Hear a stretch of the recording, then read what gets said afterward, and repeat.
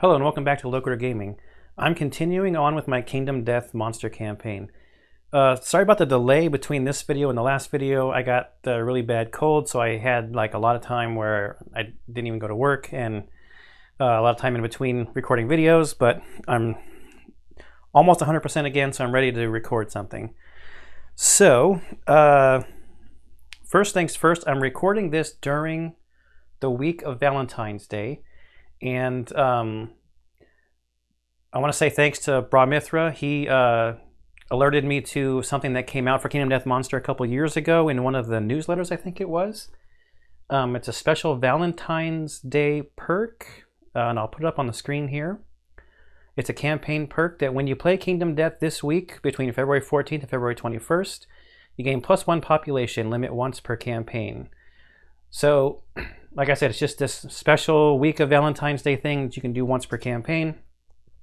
This just so happens to be the week of Valentine's Day, so I'm going to take advantage of having this brought to my attention, and I will increase my population by 1. So that takes our settlement to a population of 12. What did I do with my pencil? I'll find it in a minute. I want to do a couple other things here. The innovations I had available to me were Hovel and Ammonia. I have decided to take Ammonia over Hovel. While the survival limit +1 is good, there are some things that get unlocked with Ammonia, so Hovel will go back into the innovations deck. I also want to address the settlement event of Weird Dream. So this was the settlement event that I got, and this is one, I know you probably can't read it because it's too small, but I just want to show the card. This has a special thing at the top where if you are playing solo, actually I can zoom in because I'm going to zoom in for the next 2 cards anyways. If you're the only player, survivor dreams about a giant man, blah blah blah, all departing survivors get +3 insanity. Or you can have a couple players go through this thing where they tell a story. However, in one of the Echoes of Death expansions, there was a milestone. So during Weird Dream, a storyteller tells a well-told account that includes a dreaming survivor hearing the Devil's Symphony. This has a permanent effect. Still possessed by restless sleep, snatches of the malefic tune spread humming in every mouth. Under the stone-faced ground, a massive lodestone vibrates sympathetically, perpetually attracting a rhythmic spree of frozen lightning. Its thunder echoes in all directions, the beat throbbing in every ear. Permanently add the Infernal Rhythm Fighting Art to your Fighting Art deck. The survivor gains Infernal Rhythm Fighting Art. So you got a new Fighting Art to add to the deck. Infernal Rhythm. You may spend your action to play an instrument in your gear grid. Reveal the next 3 monster hit locations, then put them back in any order. Whenever you activate an instrument, gain a lantern token. At the start of another survivor's act, you may spend 5 lantern tokens to stir their blood. They gain another movement and an action. So it's like a cat eye circlet. In addition to every time you use an instrument, you are building up towards giving somebody almost like a second turn during a round. So I'm adding this to my Fighting Arts deck, plus we get to pick somebody to get the Infernal Rhythm Fighting Art from the storytelling thing. Does this have to be returning survivors? The group select a player to be the storyteller and a survivor to be the dreamer. You just have to pick a survivor. So I'm just going to pick somebody that, because I don't even have an instrument right now, so I'm just going to pick somebody to give it to, and I'll write that down a little later. Well, the other thing though about Weird Dream was that for a well-told story, the settlement gains 1d5 endeavors. So let's take a d10 and split it in half. Since it is the week of Valentine's Day, I'm going to use the Valentine's Day dice this episode. Although fighting the Butcher, I'm probably going to be missing those holiday dice, or those winter dice they are, that was rolling a bunch of crits. You guys can't see that. As I said that, it's a Lantern 10. Okay, so good start with the Valentine's Day dice. So that's 5 more endeavors. Holy cow. 1, 2, 3, 4, 5. Holy cow. Should we just make a bunch of stone noses? What else I have laid out here already is the stuff I decided to craft. I want to continue to move towards having a complete White Lion set, just so I can get that extra armor, because it is 2 per location plus the 1 bonus when you complete it. I think it's a 1 bonus when you complete it. So the White Lion helm needed a great cat bone and a white fur. I'm pretty sure I laid this out correctly. Yeah, the White Lion helm was a white fur and a great cat bone. And then the White Lion gauntlet was a white fur and a bone, so I've got a white fur and a skull there. The White Lion helm's not doing much for me other than giving me the extra armor. But the White Lion gauntlet has this ability that helps your pounce. And I've already got the pounce set up for that gear grid. Then I've got a shimmering mane, which can be turned into 2 hides and a regular hide, which I'm going to turn those 2 things into 3 bandages. And I've got 2 organs that I'm going to turn into a monster grease, and then I have this lantern left over. So this is all the stuff that I'm making. I don't know how my first fight with the butcher is going to go, so I'm trying to use up as many of these resources as I possibly can.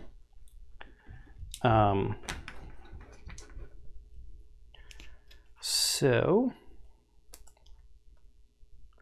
those are White Lion resources. I'll put those away, and these are the basic resources.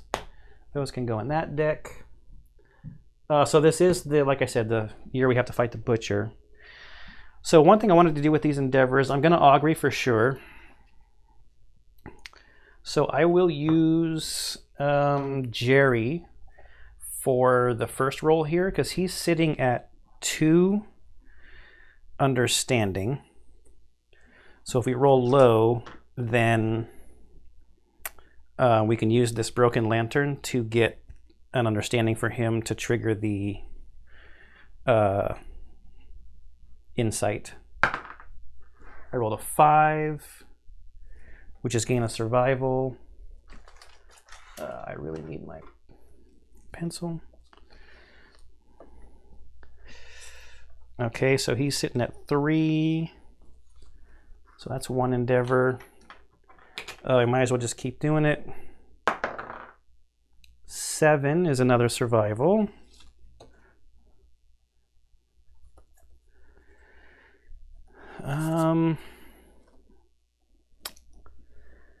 I really want to try to trigger that insight, so that's another endeavor.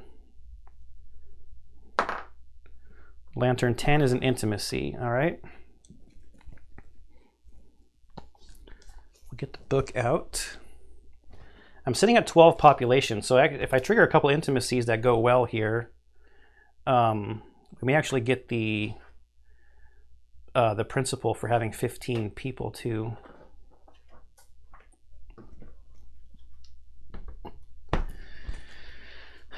All right, I'm going to pick 2 people to be the parents. How about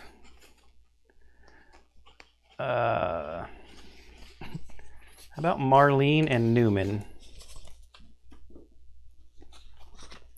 Oh, I do need to add, I will add the person from the Valentine's Day thing, so that's the 12. And I got to name that person, and just to make things even, that's going to be a female. All right, we have to roll 2 because our survival of the fittest, and pick the lowest. We got a 1 and a 9. So if I do not want them to die, someone's got to use their reroll. So Marlene will use her reroll. Does that reroll both of them? No, it's only one of them, right? Just re-rolling 1 die. it's a 7. So I got to take the lower. We don't have beds, so the settlement gains +1 population. The male and female survivors share a deep bond and gain +10 survival each. Okay, so they're going up to the max of 4. Okay, so that was an endeavor. So we're at 13.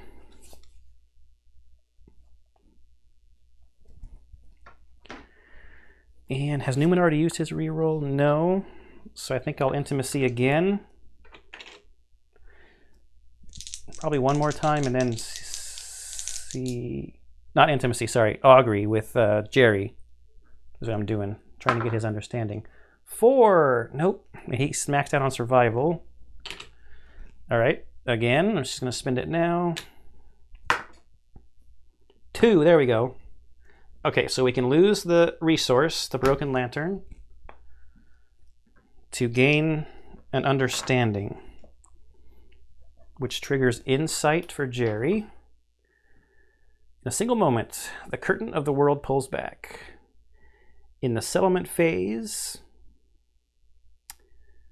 the hunt, which once filled you with inexorable dread, takes on a new dimension. Your expeditions outside the settlement inspire you with curiosity and wonder. Gain the following ability and roll on the table below. Tinkerer. Is it insight? What's the one you get in Matchmaker? Is that courage? That's courage. Yeah. So Tinkerer is when you are a returning survivor, gain +1 endeavor. Oh wait, does somebody already have that? None of the returning survivors have it. So we got to roll on the table for Jerry. 4, gain +1 endeavor this settlement phase. All right, this is the Lantern Year of Endeavors. Tinkerer.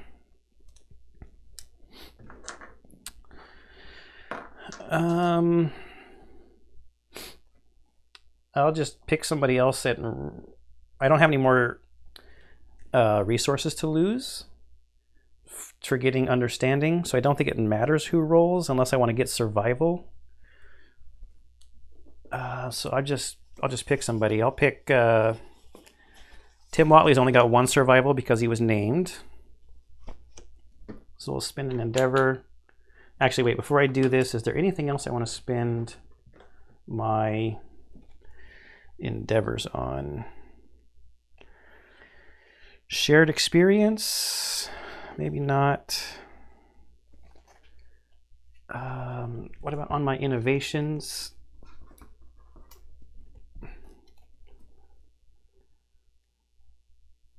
No, I've been taking the ones that give me survival stuff. So I've gotten Courage, Dash, and Surge.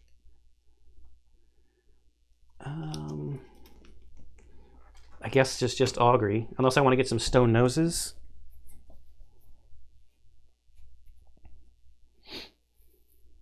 I'm sitting at 13 population with a butcher fight coming up where I could potentially lose 4 people.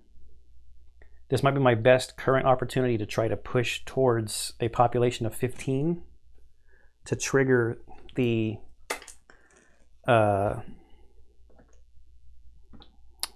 principle that, or the milestone that triggers at 15. So I'll have Tim Watley go on an Augury. Another 1. I don't have a resource to lose. 9, there we go, an intimacy. I'm going to have Marlene and Newman be the parents again. Can they only do it once per first time resettlement? And it doesn't say anything about it. 3 and 5, so I have to take the 3. The female survivor perishes with her child during birth. The settlement is cast in gloom. The male survivor mourns, gaining a random disorder and +3 insanity. Well, I might as well use the reroll to reroll the 3. All right, so now 5 is the lowest. A new survivor is brought kicking and screaming into the world. The child's eyes are free of the ink that stained the founder's faces. The settlement gains +1 population. So we're at 14.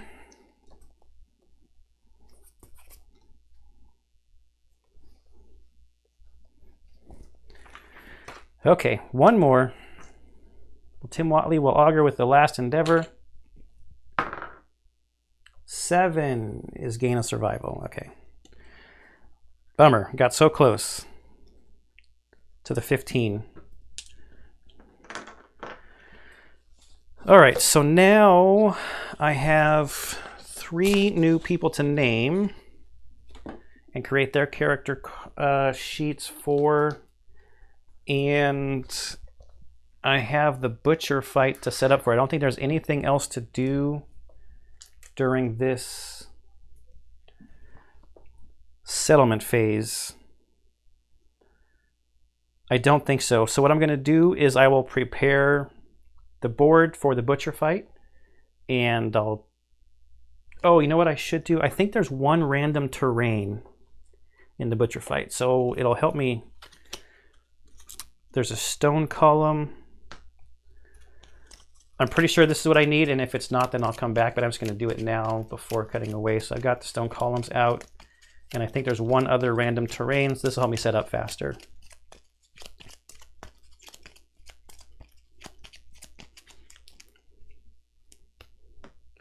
Giant stone face. Okay, so I will get set up for the butcher fight, and I'll tell you who's going to go out, because I'm not going to take my experienced people out just because this is my first time fighting the butcher, so I'm probably just going to take some plebes out, but they're not going to be that much different than my experienced folks that I've got right now. Okay, so I think I've got most of the stuff out here. I've got the hit location deck here. Whoops. I'm just going to shuffle it up. I think there's a couple of super dense locations in here. There's at least 1. I mean, there's no harm in looking, I guess, right? There's 1 super dense. There's 1 super dense location, and you do have to shuffle this every time. So I have a bone axe that's frail, and I have bone darts that are frail. So it's a little bit dangerous. I might lose those, and I can't remake them before the next showdown because I have no resources in a settlement. So that's the start of our hit location deck. Like I said, it's going to be shuffled a lot. Here's the butcher's starting stuff. So I need 7 basic, 5 advanced. He's a 5 movement and 9 toughness for butcher level 1. He gets berserker, fast target, infectious lunacy, and dreaded trophies. So let's build that real quick. So here's my basic stuff, and I need 7 of these. I cannot hold on to cards today for some reason. And 5 advanced, so we've got to do 13 damage to this guy. I've set out the stone columns. They're set up in fixed locations based on the showdown rules in the book. Okay, 1, 2, 3, 4, 5, 6. Whoops, I saw that one. 7. We'll throw the rest of them up over there. And then we need 5 advanced. I've laid out the lunacy cards. I'll show them like in front of each character. So who I decided to bring, I've got Babs, who's Kramer's mom. I've got Uncle Leo, Jay Peterman, and Sue Ellen Mischke. I think that was the O. Henry candy bar heiress. And also the braless woman in those episodes. 1, 2, 3, 4, 5. 5 advanced cards. And we got those out of the way. Now we got to mix these up. That seems like a lot of advanced cards.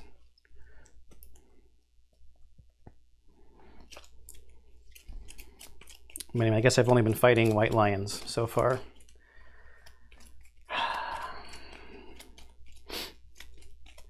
We do get to go first. Something about the setup. We're supposed to set up on this board edge, but we get to go first in this fight. I'm going to read the thing from the book here in a minute. But I've decided to put my characters out just how I would have them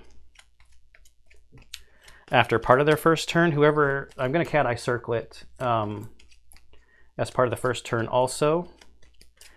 And maybe rawhide headband. And if I see something about the rawhide headband cards that I see that I don't like, I might reposition. But this is probably where we're going to end up. Okay. I guess we could look at this also real quick. So his instinct is menace. Turn the butcher to face the closest survivor. The survivor suffers 1 brain damage per monster level, and we're on a level 1 butcher here. His basic action is closest survivor in field of view, and if there's no one in field of view, then he does the menace. He's got 2 speed, 4+ accuracy, and he's going to add a bleeding token after damage. So that's his basic action. All right, let's zoom in to look at this other stuff. Oh, we don't need Frenzied, Berserker, and Invincible. Those are for higher level butchers. But we do have Berserker. +1 AI every monster turn. So we're drawing 2 AI cards. Isn't that friendly? Fast target. At the beginning of each monster turn, we reshuffle the hit location deck. And then dreaded trophies. If he takes anybody out, you put their miniature on this card, and then he just gets harder and harder and harder. So all attacks gain more bleed. Not more bleed. If the attack doesn't already have after damage bleed 1, it'll get it. That stuff doesn't stack. He's going to get more movement and speed, and then more damage as he continues to wipe out our survivors. And then this card gets put in front of each survivor. If you suffer brain damage, you gain a lunacy token equal to the damage suffered. If you have 3 or more tokens, remove them all, and you suffer the frenzy brain trauma, which I think means you can't spend survival. You might get a couple bonuses, but you can no longer spend survival. Oh, you know what I didn't do? I didn't give them survival. So that's 1.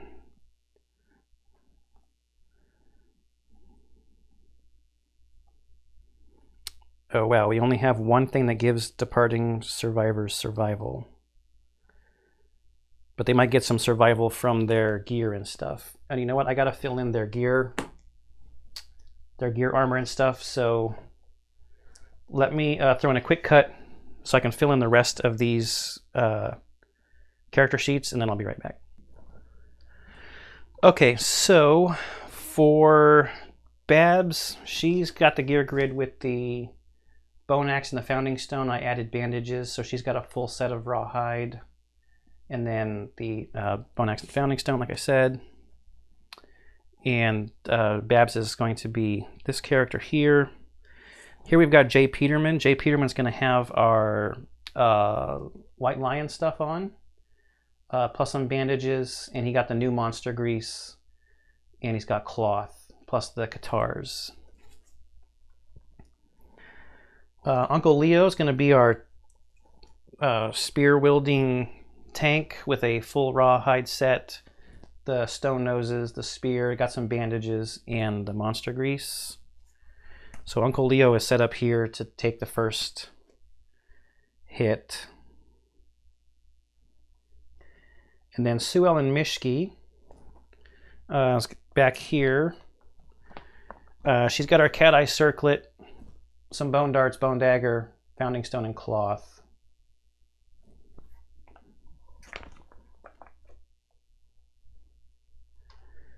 So I think we're ready. So for our first turn, like I said, I should have been set up back here, but this is kind of, I wanted to figure out where I wanted them. So I'm going to rawhide headband first, probably, with somebody, and then I'll look at the top 2. So we got hack and kick, closest threat facing and closest threat facing. And these are both speed 2, 4 pluses. After damage, the target would suffer knockbacks. We want that one to go second. So our tank is still getting targeted first. And then we'll cat eye circlet the top 3 hit locations.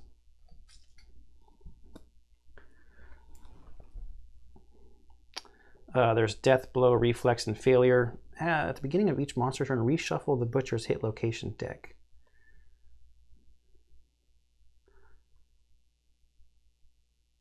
So cat eye circlet now doesn't really make much sense, does it? Because technically these should be reshuffled in, so that's not going to do anything. I guess I should reshuffle these. Because I read that as reshuffle it. Like, it doesn't say only if there's... Reshuffle includes deck and discard pile. So yeah, so cat eye circlet's dumb.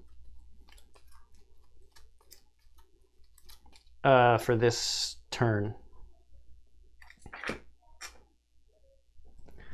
Okay, and then I think we're set up fine. So our first turn is done. Oh, I didn't read the thing from the book.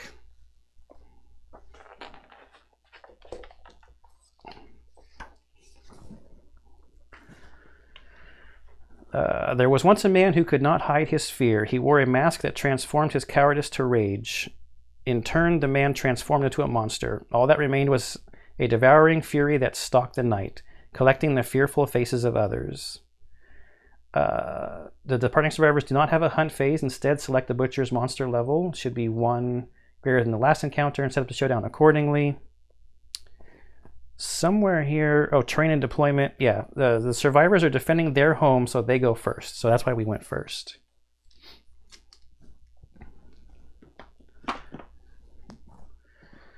All right, so let's zoom in here. And we'll just do the butcher's turn. So the first card, because he's going to draw 2, is hack, closest threat facing. So that's going to be Uncle Leo here. 1, 2, 3, 4, 5. Turn to face. That card's done. And then the next card, closest threat facing, is still Uncle Leo. He's going to move 1, 2, 3, 4, 5. And he's got his 2 speed. It starts at 4+. Uncle Leo has 1 inherent evasion and 2 from his armor, so these are 7+. We've got a 1 and an 8. So I don't even want to take the damage because I do not want to get knocked back. So, I mean, we'll see where it hits. Doesn't really matter because I'm just going to dodge it. It would be the head. But I'm going to dodge it. And Uncle Leo has a complete rawhide set. So let's see if he gets his survival that he spins back. He does. I got an 8, right? Because it's 6+. I gain it. So he dodges that 1 hit. And we should be good surviving that first round from the butcher. Okay. I think we'll just have Uncle Leo go first. So here is a question.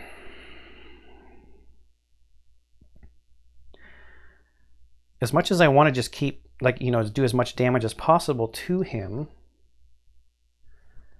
I think I should Rawhide Headband and see what's coming up. Just know what's in this deck to know if I should get close to him or not. Because I think he has some where he might attack like everybody around him. So Babs here is going to go. She's going to use her Rawhide Headband. We got a mood, Embrace the Pain. When Embrace the Pain comes into play, we're going to draw another AI card.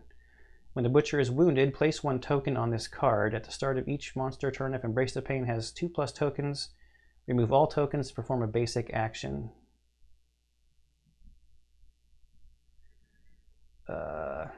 I think maybe I just want to try to get rid of that. And double hack. I want to try to get rid of double hack first, so that's going to be on top. Double hack is 4 speed, 4+, 1 damage each, so it's still not amazing. So I'm going to put double hack on top. He does have a 9 toughness. Yeah, see, so I made that same mistake where now if I take those off of there, I'm not really going to know what the next cards are.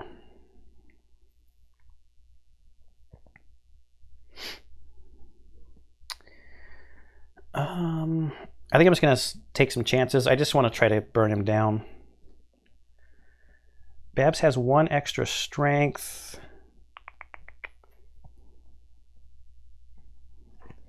She can move 1, 2, 3, 4, 5, and then surge.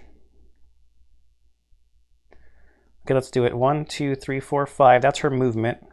We're going to surge to attack and see, because she's got a full rawhide set, see if she gets her survival back. She does not, so she goes down to 3 survival.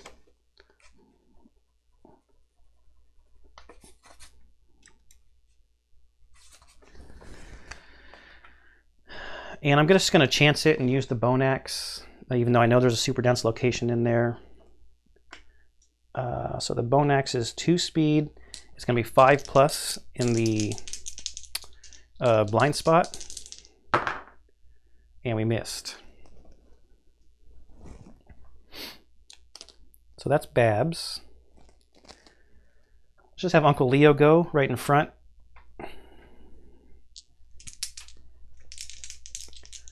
There. He's used a King Spear, 2 speed, 6+. He missed. I'm not going to be using his survival on surging.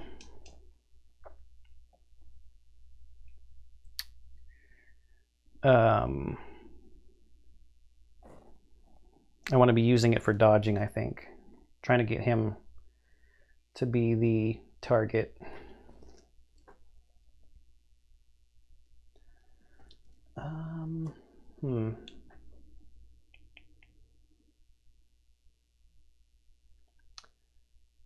Do I really want to look at the hit location deck? I don't think so. Let's use Bone Darts with Sue Ellen Mischke here. It's 1 speed, 7+. Nope. I kind of want to move her back here. 1, 2, 3, 4. 1, 2, 3, 4, 5. He can just bowl over that thing, can't he? But then she's not in line of sight, so she wouldn't be in view. She'd be facing, but not in view. And then,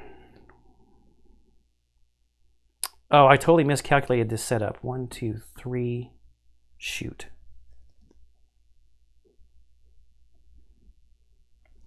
I'm gonna fudge this a little bit. I was trying to set this guy up to be into the pouncing spot, but I see now that I counted wrong. I think 1, 2, 3, 4, 5. 1, 2, 3, 4. Yeah, for some reason I thought the butcher was going to be right here. I'm going to fudge that just a little bit. So I will use the pounce. So I move 3, and now that I've pounced, I get a +1 accuracy. So my Katars are 2 speed, 6+. This just feels dangerous surrounding the butcher like this. 6+ is both misses. Wow.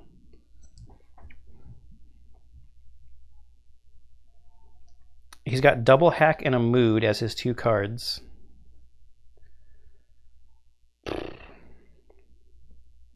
I'm going to surge with Jay Peterman. I want to try to get rid of that double hack card.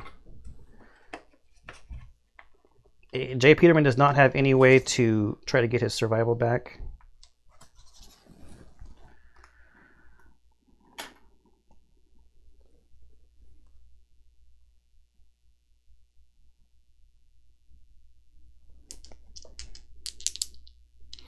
So we're going guitars again, 2-speed, 7+ this time because we're not pouncing. And we did get a perfect hit, which doesn't do anything. So let's draw the hit location. Oh, great. It's impervious. The attacker's heart is frozen with dread. Attacker gains an insanity. Well, that's a bummer. That's not going to be able to do any damage.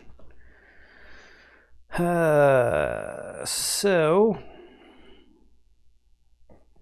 that's us. So we're going to have to face this double hack. Closest threat facing. So it's 4 speed, and it's going to be 7+ again.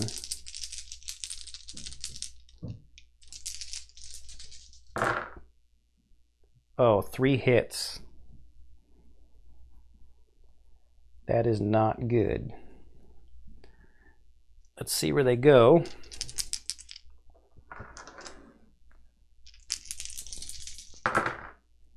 We got body, arms, and arms. This does have, 2 bleeding tokens? Well, it is only 1 damage though. So we will dodge one of the arms and try to get our survival back. We got it back with a Lantern 10. So we dodge 1 arm, and we're going to take 1 damage to the arm and 1 damage to the body, taking our armor down.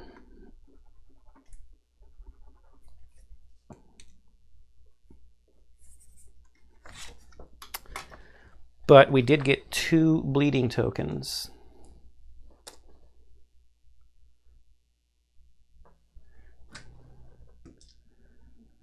Okay, that was double hack. Now we got to put this mood into play.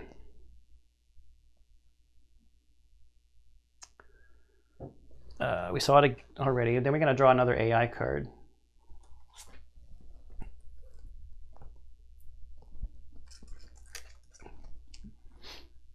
Infinite Kick. Oh man, we got to draw another AI card at the bottom of this? Okay, closest threat facing is still our tank, fortunately. It's only 2 speed, we're still at 7+. 5 and a 6, so those missed. But we do have to draw another AI card. That's wonderful. So this is a 4 AI card turn. This is another closest threat facing. 1 speed, 3+, so this is going to be 6+. After damage, this target gains 1 bleeding token, and bash target is knocked down. So this is a 6+. It's a 2. Oh, you can't see that. It's a 2. So that's a miss.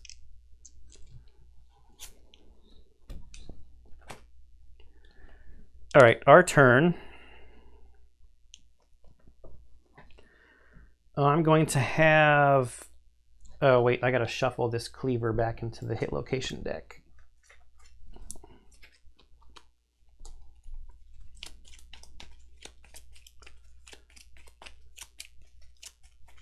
All right. I'm going to have...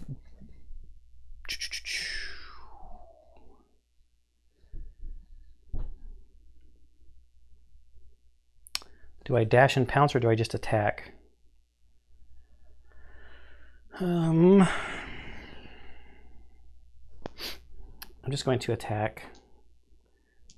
Where did that die go? Oh, they're up here. Okay. I'm going to use J. Peterman here to attack 2 speed, 7+ with the guitars.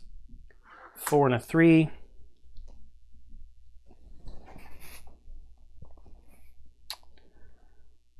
Do I surge?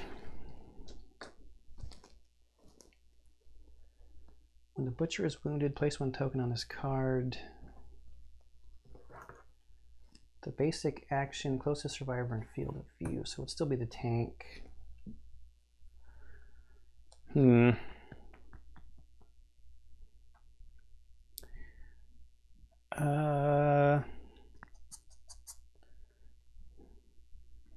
Yeah, I just want to damage him. I just want to try to get him down. So we're going to surge.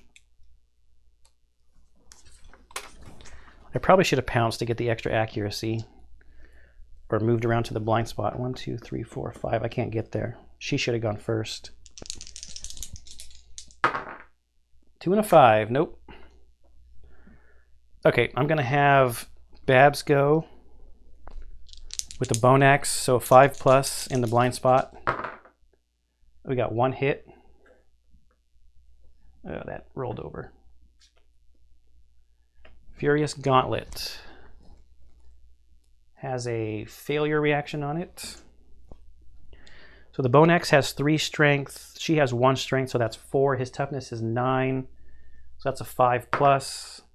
Okay, we got an 8. That's a wound. That almost flipped over, so we don't have to worry about the failure. That's a wound on the butcher. And let's put a token on here. And I'm just going to keep doing it. I don't want to try to burn him down before we get a bunch of bleeds and stuff. So she's surging. Oh, I should have checked if she gets it back. She does not. Speed 2, 5+ in the blind spot. 9 and a 4 is 1 more hit. Furious Blow. The Butcher unleashes a deep guttural roar. Unless the attacker is deaf or has 3+ courage, they suffer brain damage equal to the monster's level and are knocked down. She does not have any insanity, so this is bad because this is just going to happen. Let me just roll it and see if it matters. Oh, I got would be a crit. So calculating it doesn't really matter, but there's no crit location on this card. So it's a wound. Let's move the wound over. And then let's deal with this. So brain damage equal to the monster's level. So she's going to fill in her box because she has no insanity. That's bad.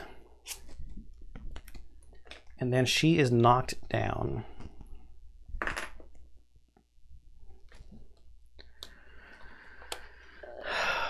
Uncle Leo.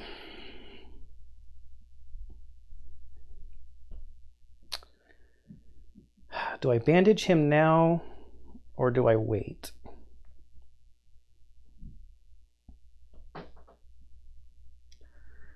I think I will use the... Let me have Sue Ellen go first. Bone Dart's range is 6. 1, 2, 3, 4. It's 1, speed 7+. It's a 2, she missed.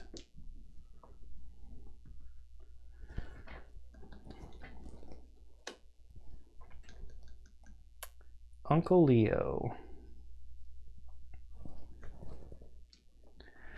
I'm going to attack with the spear. 6+, 2 speed. We got a 7. It's the death blow card.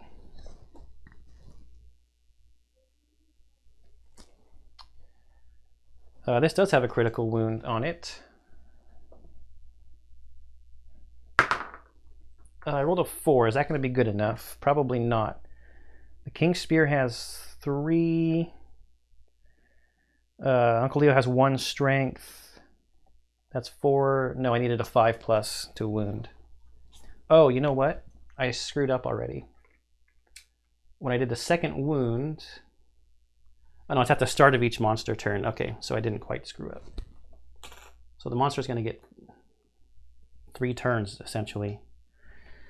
Because he's going to get 3 attacks because of the basic action on that Embrace the Pain thing, I'm going to surge to get another action. Let's see if Uncle Leo gets it back. He does not. So he's down to 3. And I'm going to use the bandages to heal the 2 bleeds.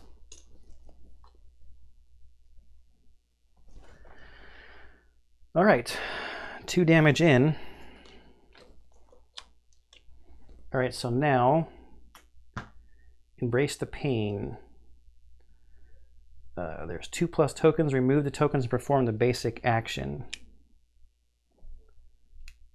Oh, this doesn't go away. It just stays out. I thought we would have to like shuffle it in. That reminds me also, Babs had brain damage, so there's 1 of the 3 tokens for her for that. Okay, so we're gonna have to get 2 AI cards. Great. All survivors in the impact zone. So this is gonna hit J. Peterman and Uncle Leo. In clockwise order, attack each survivor in the impact zone. If there are no survivors in the impact zone, menace. It's 1 speed, 4+, 2 damage. Knock back 5 and bash. I think bash is just knocked down. So clockwise order, I guess we go, like this way. So that'd be J. Peterman first. It's 4+. J. Peterman has 2 evasion, 1 inherent, and 1 from monster grease. It's only speed 1 though, so this is 6+. It's a 6. So it's 2 damage. I'll just dodge it. I don't want to get knocked down.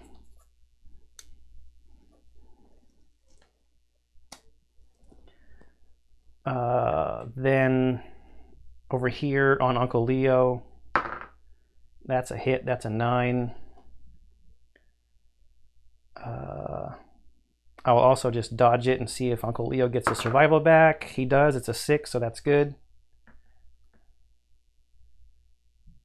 Okay, so that's card number 1. Card number 2. Closest threat facing. Oh man, all survivors adjacent to the monster suffer 1 damage to a random hit location and gain 1 bleeding token. Oh, that's not good. And Babs is knocked down. Let's do this attack first. So speed 2, this is going to be 7+ against Uncle Leo. Got a 6 and a 1, so the attack misses.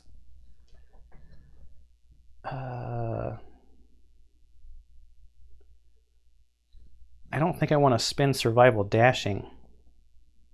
Well, she can't because she's knocked down, so she's going to take a damage to her body and get a bleeding token.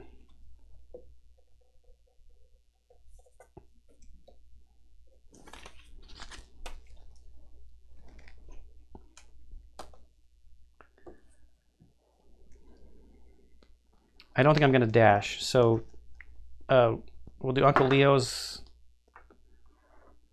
to the body, so he's got no armor left on his body. He's going to get a bleed. I'm kind of glad I did the bandaging. And then Mr. Peterman to the arms is 1. I should have moved to set up the pounce. That was dumb. That was dumb. Yeah, I should have moved to set up the pounce after he attacked last time.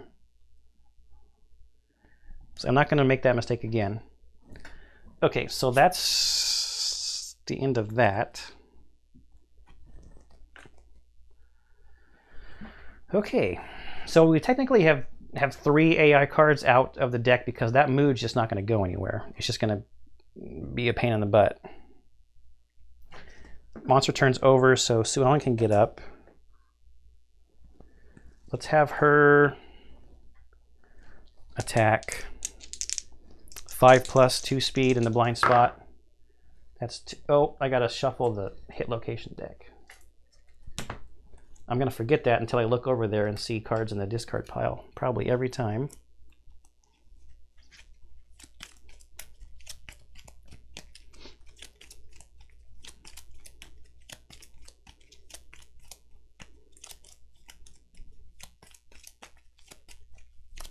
Okay, that's good enough. We're gonna draw 2. Dang it, Cleaver is impervious, but she gets an Insanity. That's good because she has a damage to her box is filled in already. So that's nothing. And then Furious Gauntlet. It's got a failure on it. So let's see what we get. A 7 is probably good enough. She's got 4 strength total, so it's a 5+. Yeah, so that's a wound. So there's an AI card gone, and a token there, and no failure stuff required.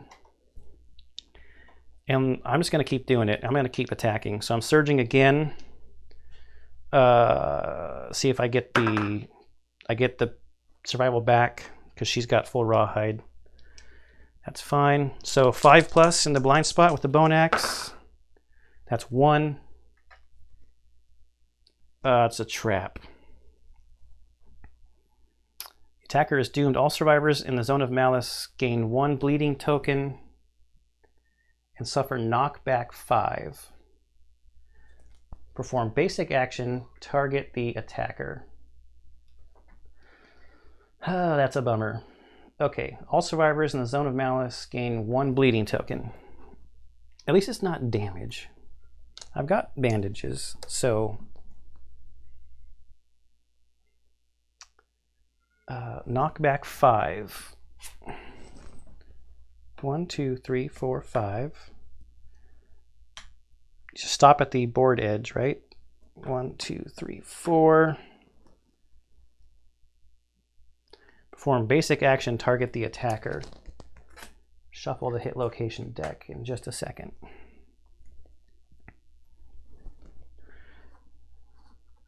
One, 2, 3, 4, 5. Fortunately, Babs also has full rawhide. She does not have monster grease though. But she's got 2 evasion because her rawhide vest is set up. Basic action is 2 speed, 4+. So we're looking at 6+ because of her evasion. 1 and 3 of those miss. All right.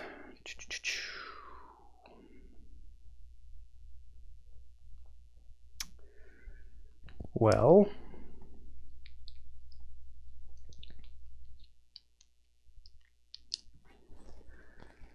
now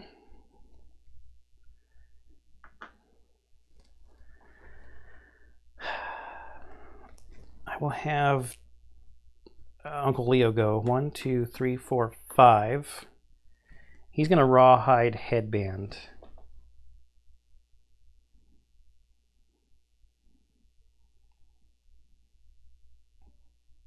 Maybe not. Nope, he's going to bandage for his action. Take the 2 bleeding tokens off.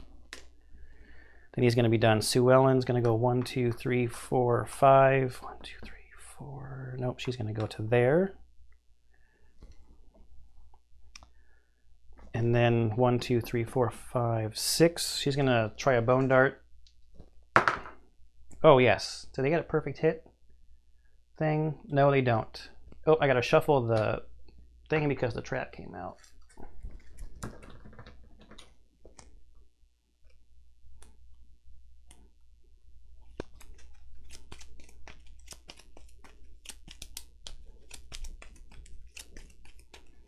I'm pretty sure when you hit the board edge, you just stop, but if you're already on the board edge, then you slide along the edge. Let me know in the comments down below if that's not correct. I just don't want to pause. I'm kind of in a flow here and to look up that rule. Okay, so we had 1 hit. Butcher's Mask.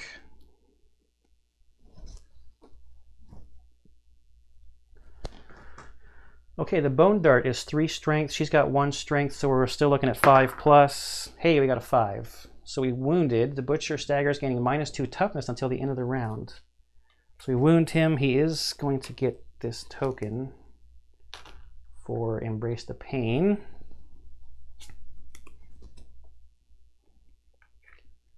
All right.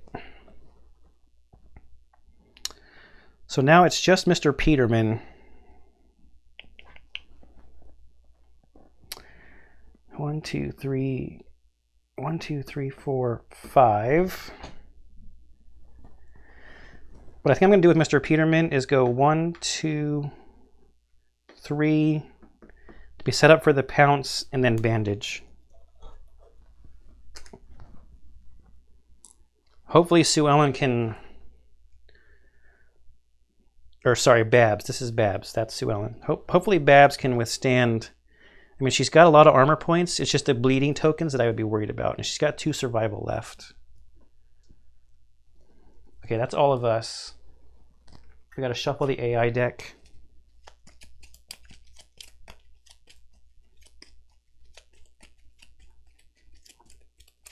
One, two, three, four, five, six. There's 7 cards in here left.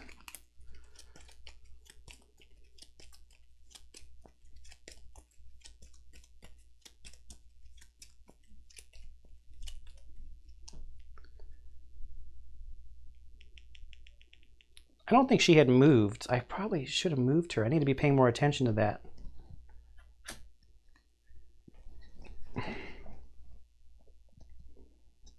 Yeah, and I don't think she had moved. She got knocked back, but she didn't get knocked down, right?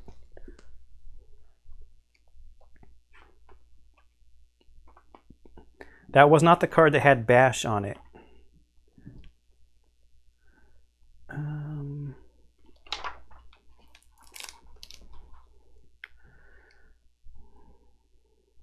It didn't say knocked down. Yeah, I know there's a whole long section in the rule book about what to do with all the knockback stuff. But whatever. Okay, she's going to have to take this basic action from the tokens on Embrace the Pain first. So that's 2 speed, and she's got 2 evasion, so it becomes 6 plus 2 and a 5. So the basic action misses. First AI card. Oh, so this is the one that's going to now make it 5 plus, but only 1 speed. Ooh, it's a 1. That missed. Thank goodness. Second AI card is Kick. So this one has knockback and priority target on it. Oh, and then the basic action? Come on. Really? So 2 speed, 6 plus, 5 and an 8. We're going to dodge that. I do not want to deal with the after damage stuff. So let's see if she gets her survival back. She does on a 7.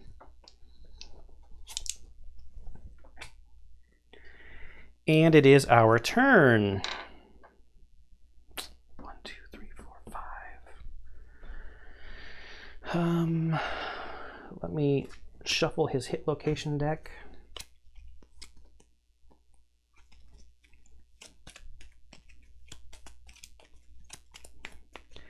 I'm going to have Babs go first. So I know that there are cards in that AI deck that make it not good to be next to him. Right?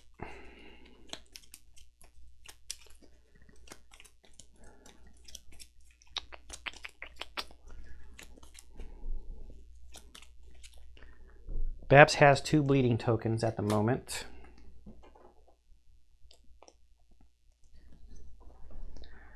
I'm gonna have her go first so she can get around here, then he will pounce. Yeah, okay, 1, 2, 3, 4, 5. I'm just going for it. Bone Axe in the blind spot is 5 plus, 2 speed. So we got 1. Trap. A now I'm gonna have to look because there's gonna be some collision between survivors here. Butcher explodes. Okay, so Zone of Malice, 1 bleeding token, and knockback 5. Okay, so she's got 3 bleeding tokens. You'll have to shuffle. Knockback 5. 1, 2, 3, 4, 5. Let me throw in a real quick pause. I gotta look and see what happens when they run into each other. Okay, so this is just how I think it goes. Knockback 5. 1, 2, 3, 4, 5. And since they went through each other, they're both knocked down. They suffer collision and get knocked down. But then the rest of that trap card says perform basic action targeting the attacker. So he's going to turn around. 1, 2, 3, 4, 5, and stop on top of Uncle Leo, which he has to then get knocked back 5 directly away from the monster, which he'd stop at the board edge, and he's still knocked down here. And she's going to suffer the basic action attack from the Butcher, which is 2 speed, 6 plus. That's 1. She would get another bleeding token. 1 damage and a bleeding token. She's got 2 survival left. I think I will dodge it. Let's see if she gets it back. She does not, so she's got 1 survival left.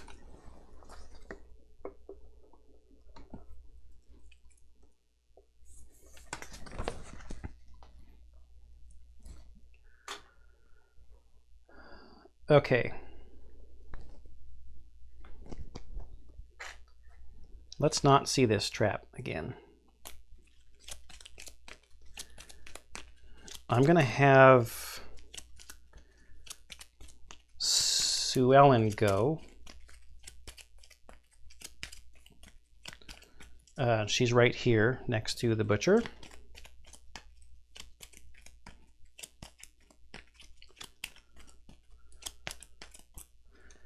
Man, 1, 2, 3, 4, 5. Babs is in a bad spot.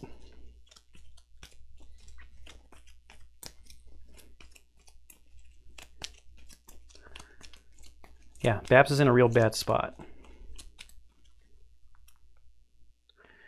And it messed up my pounce setup with Mr. Peterman. Let's have Sue Ellen go. She's going to use her bone dagger.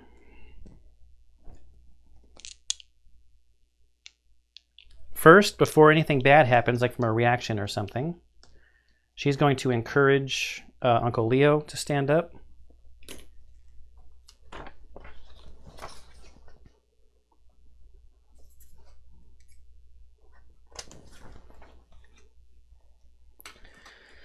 Then on 7 pluses, she's going to attack the Butcher with her bone dagger.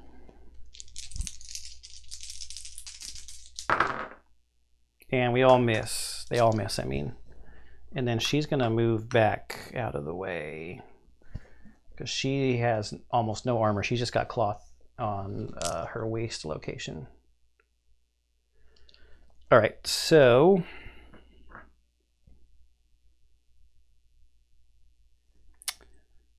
I'm just going to move into the blind spot here with the guitars.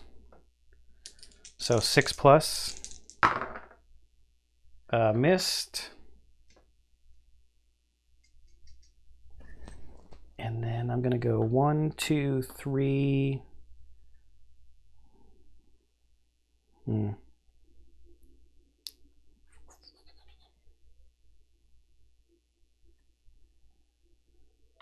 2, 3, 4. And use bandages for my action to heal 2 bleeding tokens off of Babs.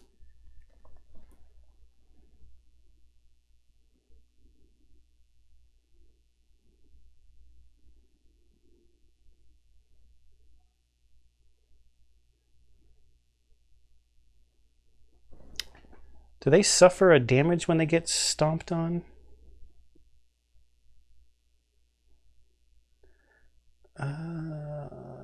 No, that's if they hit terrain. Maybe?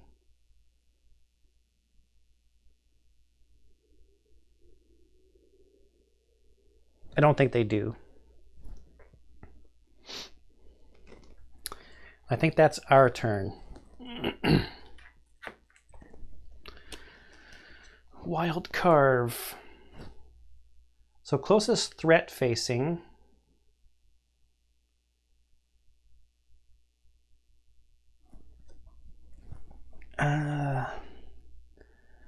So closest threat facing. Babs is knocked down, so she's not a threat.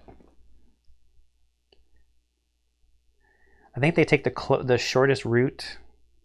So he's probably going to stomp on her, which is going to make her knock back 5, because he would land on her. Then it's 2 speed. 7+ against Uncle Leo. A 9 and a 6. Let's just dodge it to avoid the bleeding token. See if we get our survival back. We do not. So he's got 2 survival left.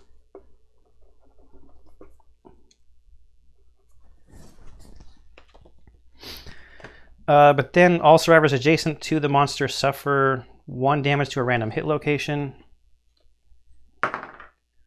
To the legs, so he's down to 1 armor on the legs.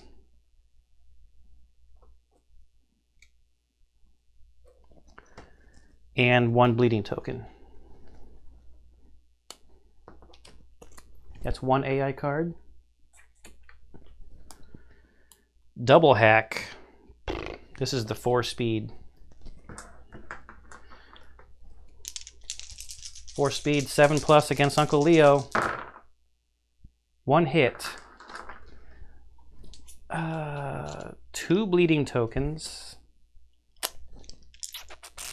I mean, we've got bandages. I don't really want to use a whole lot of survival. Let's see where the 1 hit goes. To the head. It's 1 damage. Yeah, I can bandage. I can bandage, that's fine.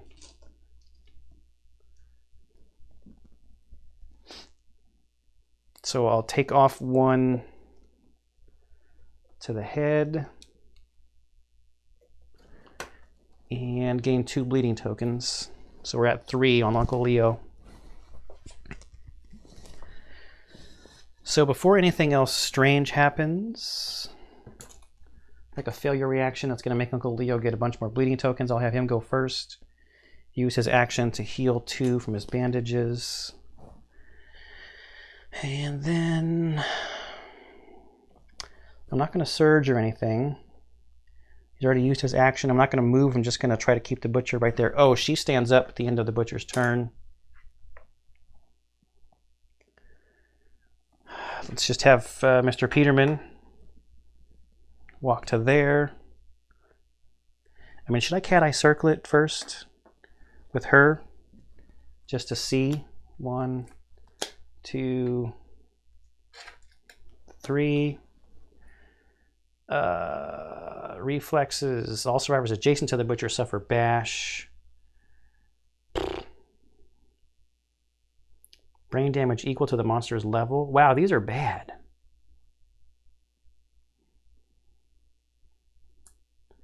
Full move towards the furthest survivor.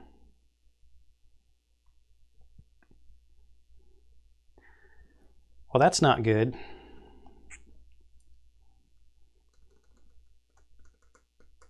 I should have given my spear to somebody else, probably. Who has insanity? Babs has an insanity. All right. I'll have Babs go then 1, 2, 3, 4 into the blind spot. No, because if she gets pushed back, they'll collide. Wait, what does Bash do? Bash just knocks them down, I think. Which is also not great.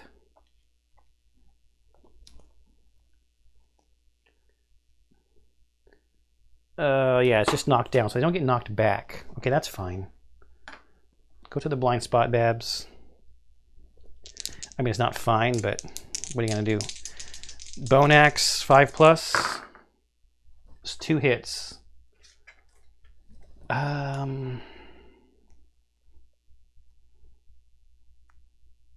So we're gonna do this one first.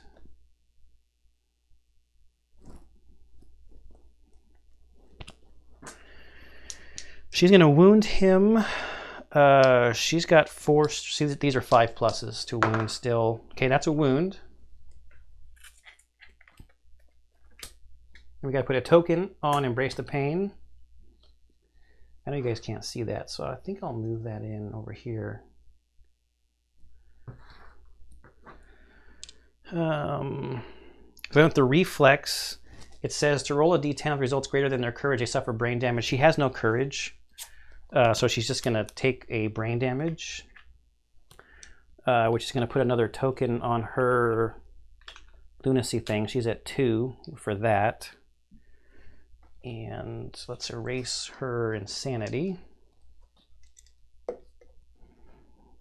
which is kind of a bummer because now she still has her the boxes filled in.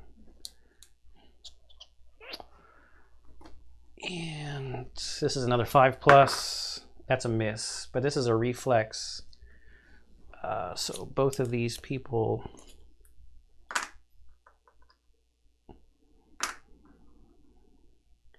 are knocked down. So we know we got an impervious location next.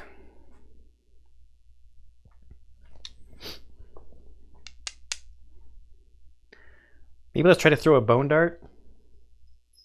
Oh, I circled it already, so she's gone. That's right.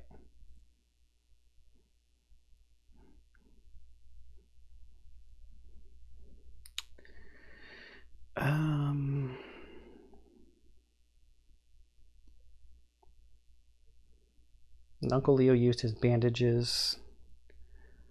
So I guess it's just Mr. Peterman. We'll go to the blind spot. 6+, 2 speed with the guitars. And we missed.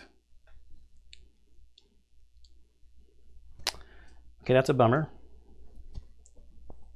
Go to the butcher's turn. We have to shuffle the hit location deck.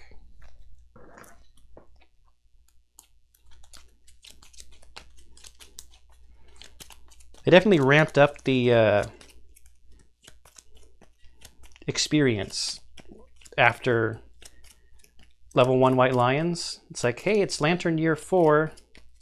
Let's throw this guy at you. He's, you know, he's friendly. He likes to play with cleavers. All right. Closest threat facing. Oh, this is the one that draws another AI card. Perfect. 2 speed against our tank is going to be 7s. 5 and a 2.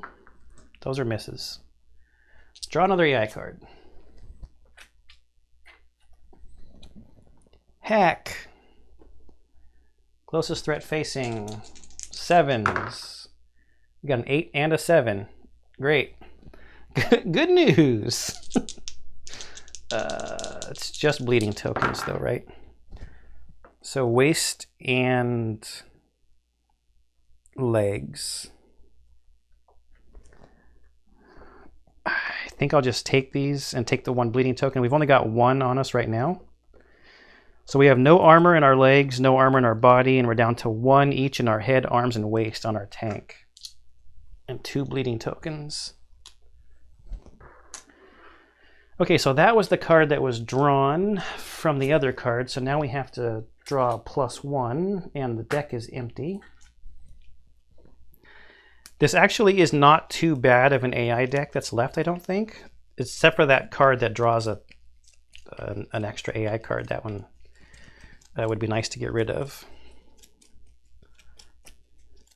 The trap is just kind of what's a major bummer, right? Because it hits everybody who's around the butcher. Double hack. Ooh, I would have been mad if I drew that +1 now, and again, that'd have been 4 this turn. Okay, so this is the 4 speed. Closest threat facing, it's going to be a 7+. 2 hits. Let's see where they go. 2 bleeding tokens, that's not nice. Great, body and legs, both places where we don't have any armor. So let's dodge the legs. See if we get our survival back. We do on an 8. We have to take a light wound to the body, and we get 2 bleeding tokens. Okay, but the butcher's done, so these guys stand up. That's nice. Uncle Leo's going to go. He's going to use his action to bandage to get rid of 2 tokens. He's not going to move. He's just taking the beating there. So Uncle Leo is done. Jay Peterman here is going to use his guitars in the blind spot. 2 speed, 6+. We got 1. There's nothing on a perfect hit. Ooh, this is nice. If we can wound here, he would get his -2. So we're looking for 5s. Oh, we got a 10, but there's no crit. All right, so that wound puts a token here, and he's going to have -2 toughness. So you know what? It's surging time. Where did I put my pencil?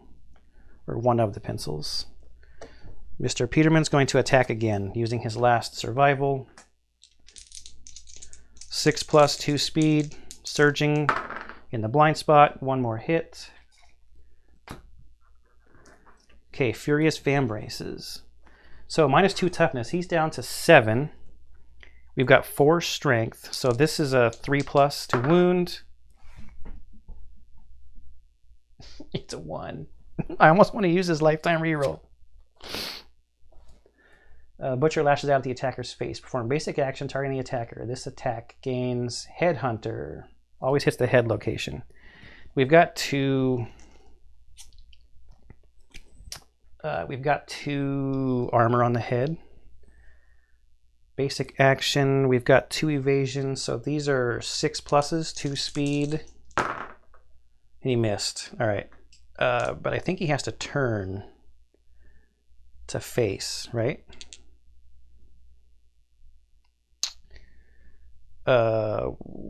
Which makes it kind of a bummer. 1, 2, 3, 4, 5. Because now our tank is not a threat. He's in the blind spot. Shoot. Well, 1, 2, 3. She's a little tanky also, so I think we're fine. She's kind of our off tank. Setting him up for a pounce for next turn. But we'll have her go now. Babs. 6+ with the bone axe is 1. Thick cape. Oh, this is the one with the brain damage. Oh no. She's going to take a brain injury. Let's just see if this is anywhere close. A 3 is probably not going to do it.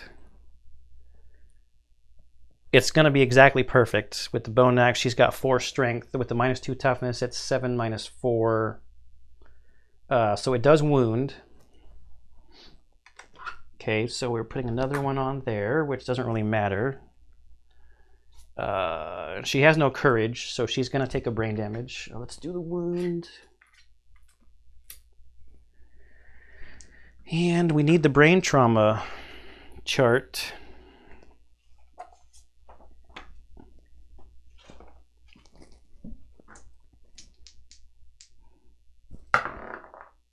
A 1. Mortal Terror. No ifs, ands, or buts. The survivor is dead. No ifs, ands, or buts. The survivor is using their lifetime reroll.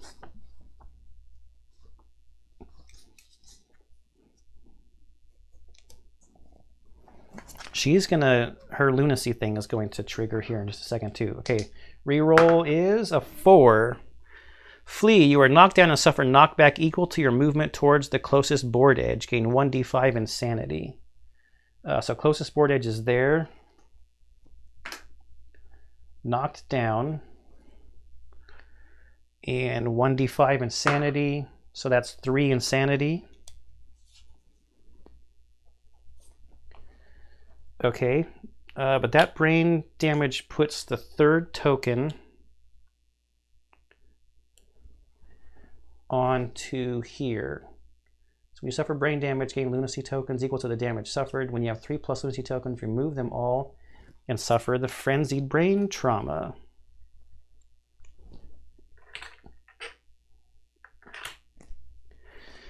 Frenzy says gain 1d5 insanity. +1 speed token. +1 speed. And +1 strength.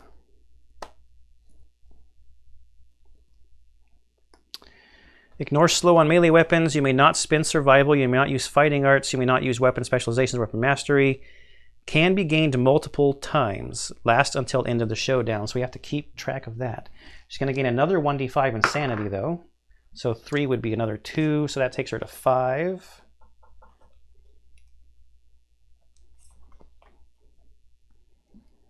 But she's knocked down. Okay, so the only person who hasn't gone is Sue Ellen back here. With the negative toughness that we've got going right now, this is probably dangerous because the trap could come up. I'm going to go 1, 2 into the blind spot and use the bone dagger. It's 3 speed. This makes it 6+. 2 hits. Come on, no trap. No trap. Okay, so we got the cleaver, so she's going to get an insanity, which is good because she didn't have any. And then Furious Gauntlet has a failure condition on it. Bone Dagger has 1 strength. She's got 1 inherent strength, so that's 2. So this is a 5+. And we got a 7. So that's a wound. We would put another token on there, but it doesn't really matter because it's just, they're all going to come off. But this is a good time to, like, you know, pile them on. Ooh, you know what else is a bummer?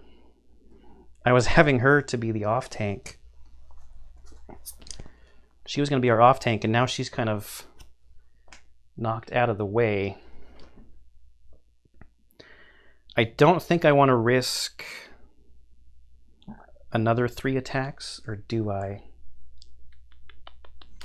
The trap would get both of them.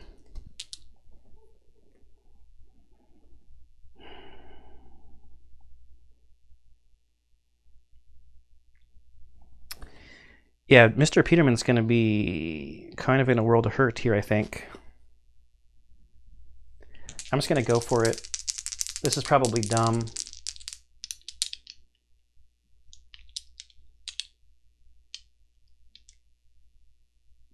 I'm not going to do it. No, I'm not going to do it. So we're done.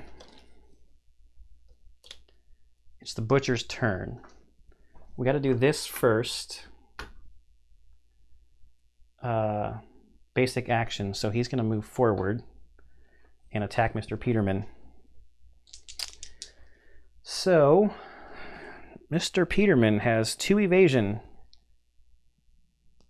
So this is 2 speed, 6+, 1 hit. Mr. Peterman has no survival. 1 hit to the body. It's a bleed token after. He does have 2 armor still on his body, so that's going to go down to 1. I keep trying to set up the pounce, and it's not working. That's the first bleed token right now for Mr. Peterman. But let's see what happens with these AI cards.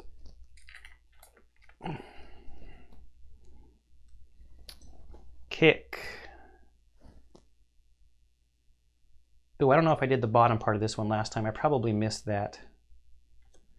So this is going to be 2 speed, 6 plus. Ooh, please don't hit. Oh, there's a hit. That's a bummer. So where does it hit? The waist. Okay, that's the last. At least it's no bleeding token. That's the last armor there. Knockback 5. 1, 2, 3, 4, 5.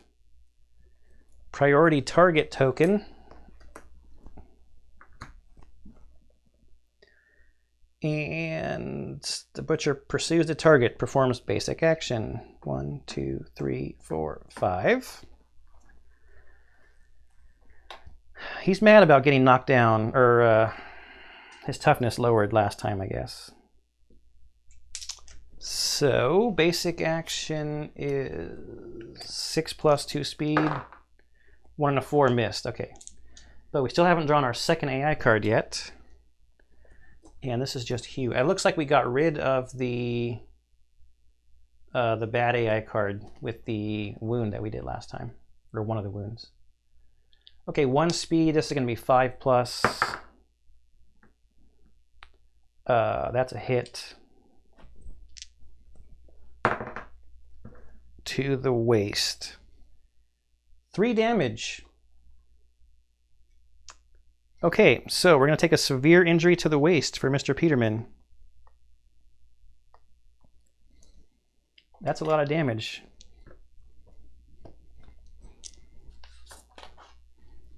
Severe injury to the waist is a 7. Broken hip. Your hip is dislocated. You can no longer dodge. Suffer -1 permanent movement. You can no longer dodge. Okay, so we need to erase the fact that he can dodge. Let's just cross it out. -1 movement goes to 4. -1 permanent movement. This injury is permanent and can be recorded once. Gain a bleeding token. Okay, that's his second bleeding token. But this card also is going to do target after damage. Target gains a bleeding token. Okay, so that's 3. Bash. Target is knocked down. Priority target's going to go away. And Mr. Peterman is knocked down. Mr. Peterman has taken the brunt of it here. Okay, that is finally the 2 AI cards. Now let's shuffle the hit location deck back together. She gets to stand up. 1, 2, 3, 4, 5. Babs has 1 survival left. But she might be able to get it back if she rolls well.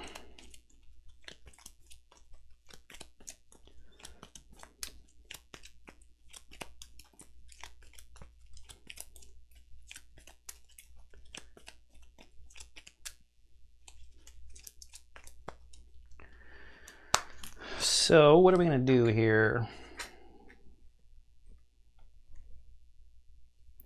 Uncle Leo's going to move 1, 2, 3, 4, 5 and bandage to get rid of his 2 bleeding tokens. Babs is going to go 1, 2, 3, 4, 5. She's got +1 speed, +1 strength. I'm going to dash 1, 2. Wait, hang on.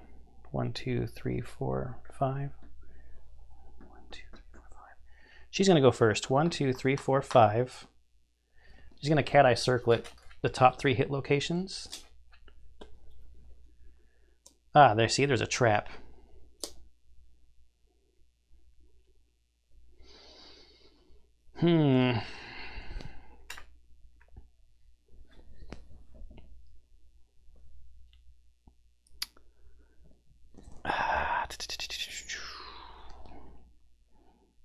One, 2, 3, 4, 5. Do I just wait and let that trap get reshuffled in? Sure, let's have her bandage herself for her action to get rid of the bleeding token.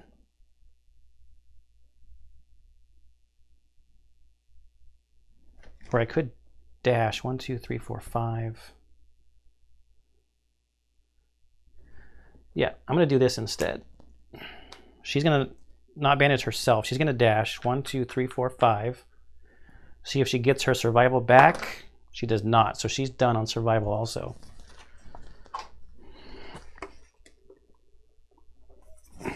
Also kind of a bummer. She's going to bandage Mr. Peterman to get rid of his 2 of his 3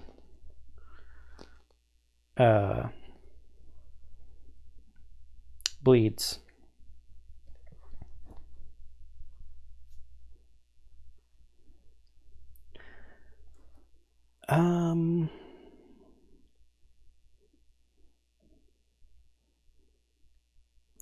I will have, let's see, 1, 2, 3, 4, 5. I will have Sue Ellen use a survival to encourage Mr. Peterman to stand up. J. Peterman. That's her last survival. Only Uncle Leo still got survival. He's got 2. So he's encouraged, standing up.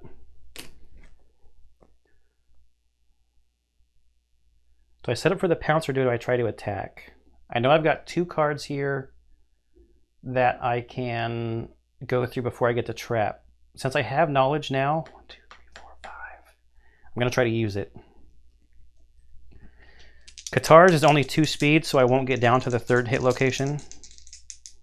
I really don't remember what the other 2 were. I didn't pay that close of attention.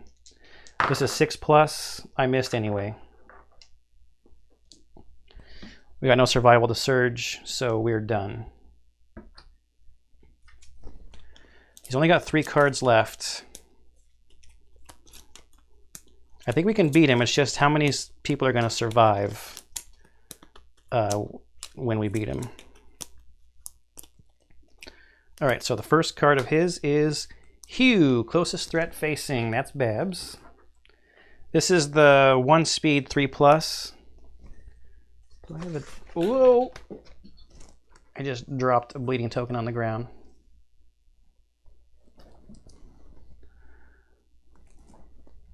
One speed 3+. I didn't drop a bleeding token. I dropped the survivor action token. So against Babs, she's got 2 evasion. This is a 5+, and it is a 5. With no survival, we're just taking hits now. To the head. 3 damage. Fortunately, she still has 2 armor, but that's going to be a heavy, so she's going to get knocked down.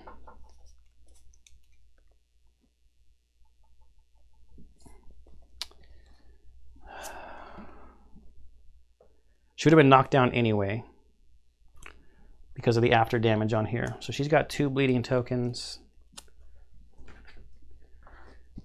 And she's knocked down. Second AI card is double hack. So closest threat facing. So Babs is knocked down. She's not a threat. Mr. Peterman is in the blind spot, which means he's still a threat. He's just not in field of view, right? So the butcher's just going to spin around. And this is double hack. Great, so this is 4 speed.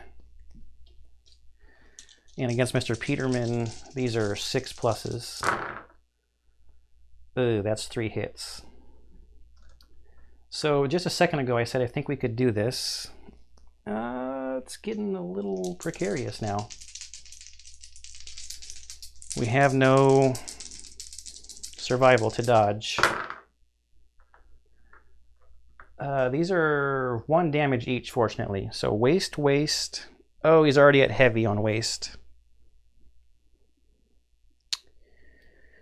So that's going to be 2 severe injury rolls on the waist. And no more armor on the arms. He still has a reroll. So let's go one at a time on the waist. 8. Slashed back. Making sudden movement is excruciatingly painful. You cannot surge until the showdown ends. Gain a bleeding token. Well, we don't have any survival anyway. Second waist is a 5. Warped pelvis. Your pelvis is disfigured. Suffer -1 permanent luck. That's a bummer. This injury is permanent and can be recorded multiple times. Gain 1 bleeding token. All right, so Mr. Peterman is now at 3 bleeding. Did he get knocked down? Oh, that's not good. After damage, target gains 2 bleeding tokens. Mr. Peterman is dead.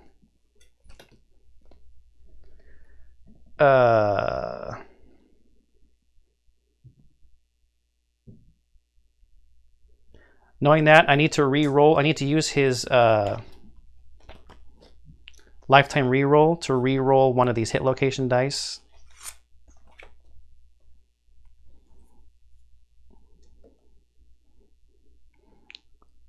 So that second waist one, let's re-roll that second waist to just get a new location. It's the head. It's only 1 damage. Okay. So his lifetime reroll is used, but he's at 4 bleeding tokens.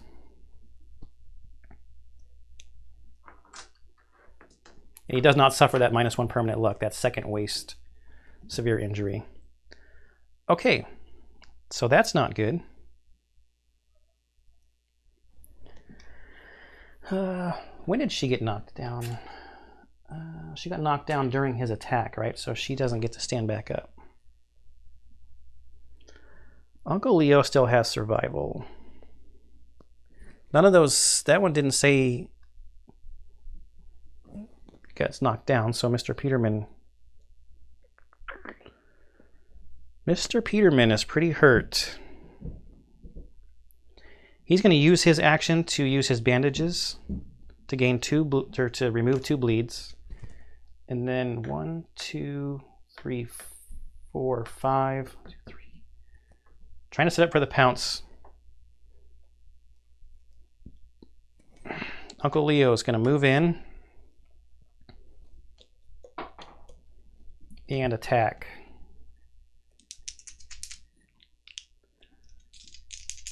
Two speed 6 plus 2 hits. We got a thick cape and death blow. Uncle Leo has some insanity, so we'll do the thick cape first. He's not going to be knocked down or anything. So 9 minus 4, we're 5 pluses here. That's a 2, that's a miss. But he's still going to suffer the brain damage. Okay, so let's put the death blow card up there. Let me mark this real quick, erase his brain damage, and then put a token on his lunacy card. Now let's try to wound here on the death blow. Still on 5 pluses, so that's a 9. Do we have any luck? No. So that's a wound. I'll put a card on there, or a token on there.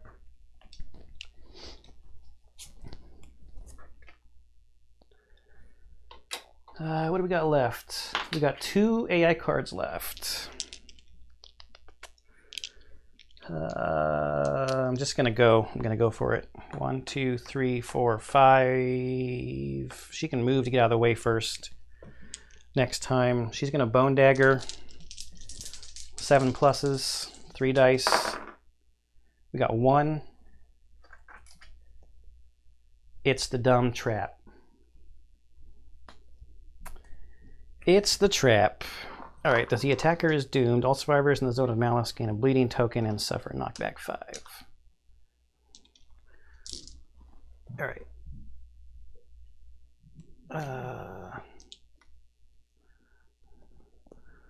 So Babs is at 3. Uncle Leo has 1, and now she has 1. Oh, great. Look at this. 1, 2, 3, 4, 5. Nearest board edge, I guess, is this way. 1, 2, 3, 4, 5, right? Or it's just knocked down. Just knocked down.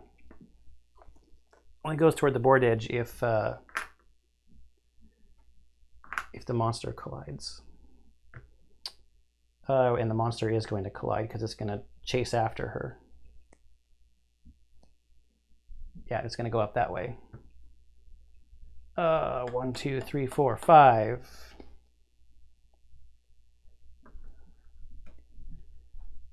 One, 2, 3, 4, 5. The light makes it hard to see. 1, 2, 3, 4, 5.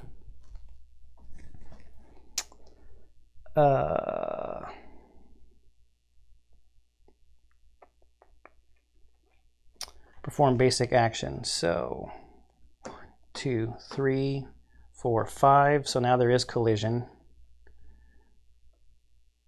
with the butcher.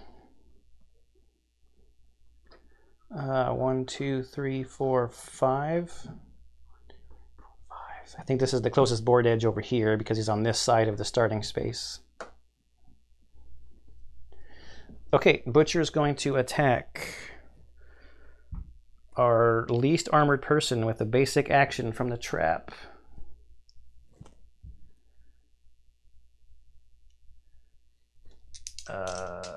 She's got 1 natural evasion, so this is 2 speed, 5+. They're both misses, fortunately. All right, but unfortunately, wait, actually, they're all knocked down, so they're not threats. It is the butcher's turn. We've got 2 AI cards left.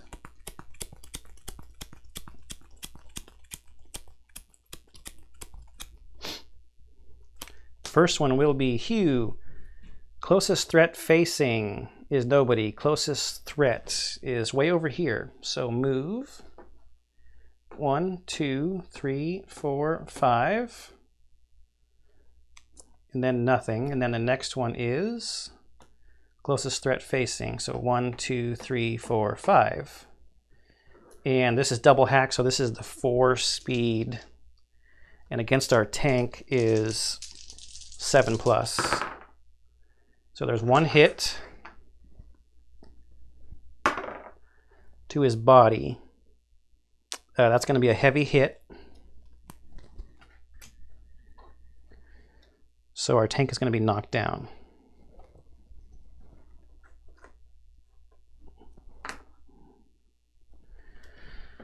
Okay, so that's the butcher's turn.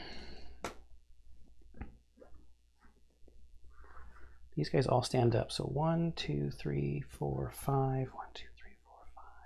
So 1, 2, 3, 4, 5. She's in range to throw some bone darts.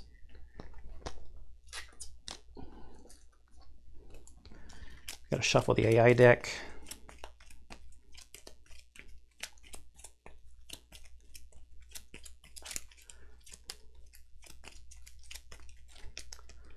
I'm sorry, not the AI deck. I mean the hit location deck.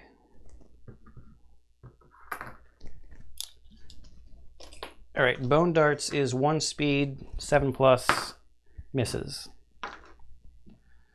1, 2, 3, 4, 5. 1, 2, 3, 4, 5. Mr. Peterman can use his bandages to heal himself. Babs can use her bandages to heal herself. 2 bleeding tokens. We're knocked down. Nobody has any survival to get us up, so that's it. We go back to these same 2 cards. But now our tank is not a threat. I should have thought of that. Great. 1, 2, 3, 4. 1, 2, 3, 4, 5. 1, 2, 3, 4. Yeah, it's going to go after her. Uh-oh. Should have had her back 1 more. Double hack first. Double hack first is 4 speed, and against her, she's only got 1 evasion. Oh, this is not going to be good. So 4 speed, 5 plus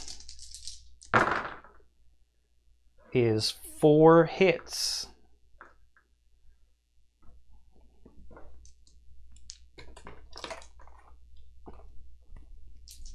Not good.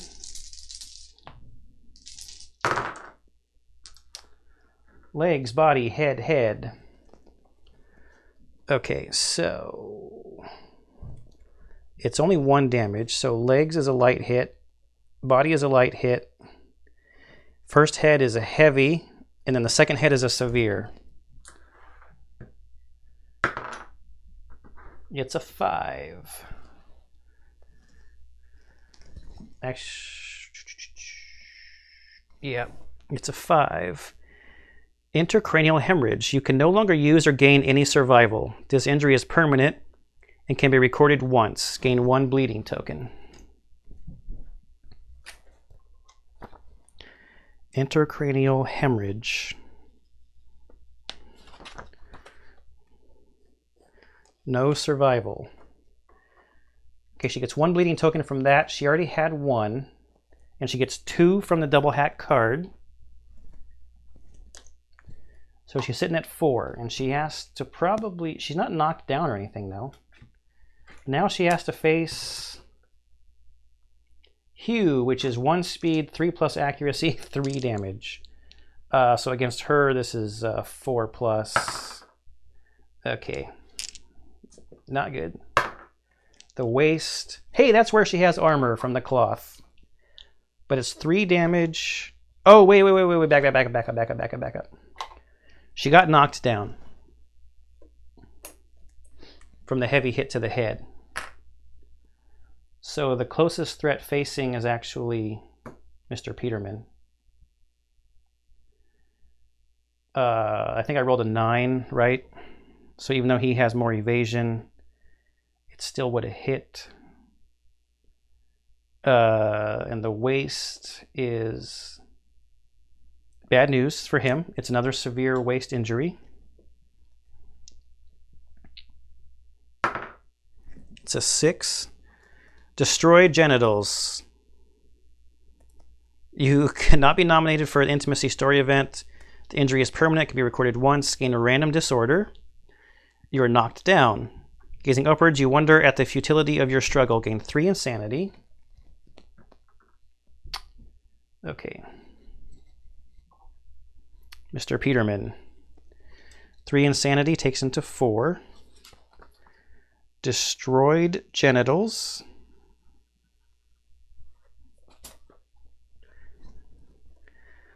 One bleeding token. He's going to get 1 bleeding token from this, so that's 2. And suffer bash. And we're going to get a random disorder.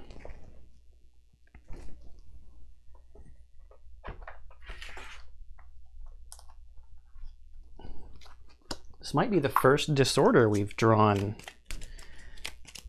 in our campaign. I only need to do 3 wounds. Just 3. I've been trying to set that pounce up. I should have just dashed to set it up before when I was talking about not doing that. All right, our random disorder is going to be this one. Squeamish. You cannot depart with any stinky gear in your gear grid. If a status or effect would cause you to become stinky, lose all your survival.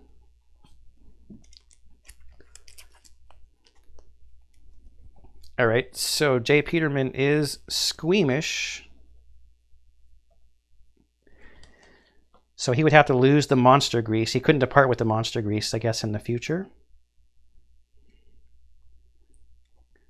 Squeamish. No. Stinky. All right, that's finally the end of the butcher's turn. They were both knocked down on his turn, but he wasn't. 1, 2, 3, 4, 5.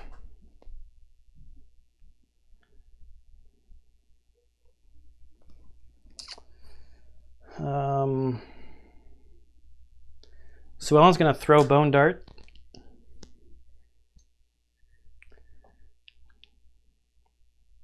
It's 1 speed. 7+. Oh, she got a 9. She hit the Furious Gut.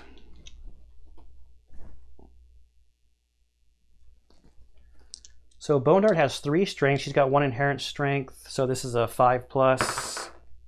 And it's a 4. Bummer. Failure. Perform basic. Oh no. That's not good.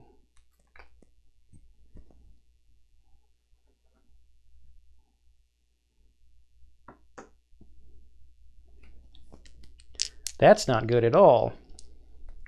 2 speed, 5+, basic action. Oh, they both missed. Yeah, but now the bummer thing is that she's going to be his target for these 2 AI cards. That's probably the end of Sue Ellen Mishke, because she's got 4 bleeds. What I should have done is I should have moved her, did the Bone Darts, then moved him. Wait, she hasn't moved yet. She just threw Bone Darts. Wait, yeah. She hasn't moved. 1, 2, 3, 4, 5. She's running.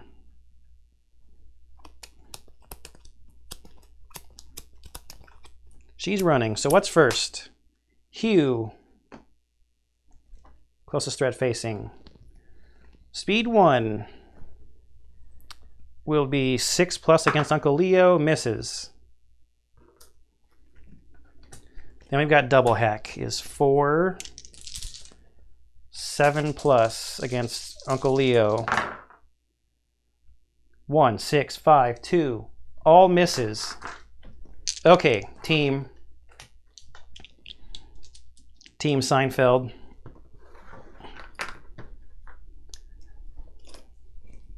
Oh, look at that. It's 1 away from being set up for a pounce. Well, I know both of these are closest threat facing, right? So let's shuffle this AI deck. And then I'm going to cat eye circle it.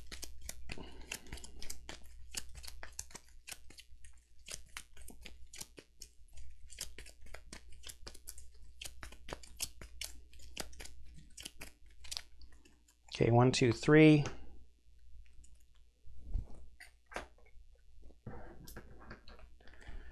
So this one is a wound reaction. The butcher would have -2 toughness. Ooh. This one has a failure reaction. This one has +2. If you roll to win this hit location, is a lantern 10. Oh, the lantern blows up. Okay. Let's do the wound reaction first to give him negative toughness.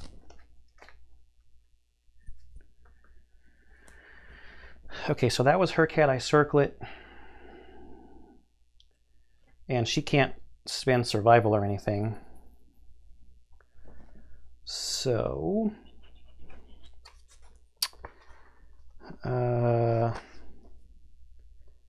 she's probably just done.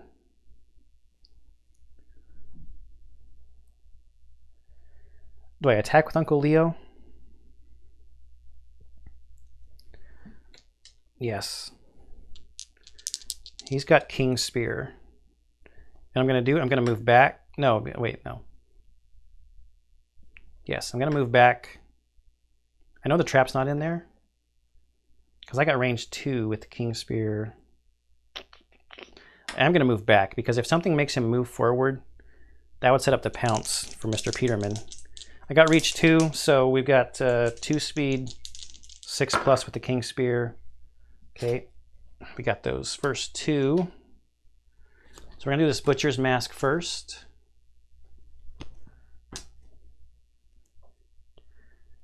We're looking at 4 speed, so we're looking at 5+ to wound here, and we missed. This one's got +2 toughness, so this is going to be hard to hit, and I rolled a 2, so that missed.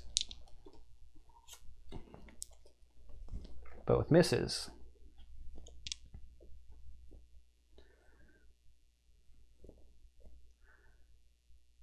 Oh, I was looking at it backwards. This is the cat I circled up here. Sorry. So what is she gonna do then? 1, 2, 3, 4, 5. I'm going for it. Getting in the blind spot. 5 pluses with the bone axe. She's got +1 speed, +1 strength because she's frenzied. So 3 speed, 5 plus, 2 hits. Oh, the death blow card.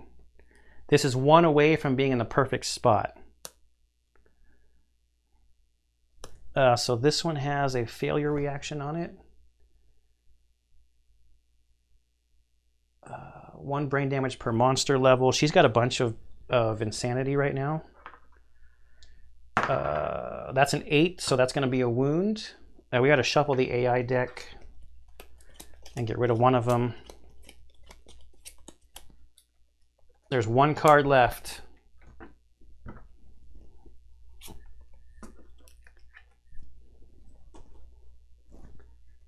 All right, roll to wound. This is a 7, so his toughness is a 9, and we've got 4 strength, so that's another wound. Oh, wait. So that loads that up. So now, here's the question. Do I try to kill him? Can I survive 2? Uncle Leo has 2 survival. I think I can survive 2 hits. I'm going to try to set up this death blow to be in the top. Cat Eye circlet it and founding stone it. I mean, it just gives you a bonus. It gives you a bonus on the rewards roll. And I do not want to run into the trap and have somebody die. So, Mr. Peterman here, he'd be set up good to pounce if we needed him to. He's going to use his turn to bandage himself to get rid of 2 bleeds. There are no AI cards to draw. So here's a question. Berserker, does he do the basic action twice? Because there's no AI cards to draw. Does doing the basic action count as drawing an AI turn? Or drawing an AI card? I don't know. I don't have any AI cards to draw, so I'm going to say no. So his basic action is to move there. Oh, he's going to do 2 basic actions, though, because of Embrace the Pain. All right. So against our tank is 7 plus, 2 speed, is 2 misses. Second basic action is a 1 and a 5, 2 misses. All right, it's our turn. We need to try to get this death blow in the top 3 of this deck.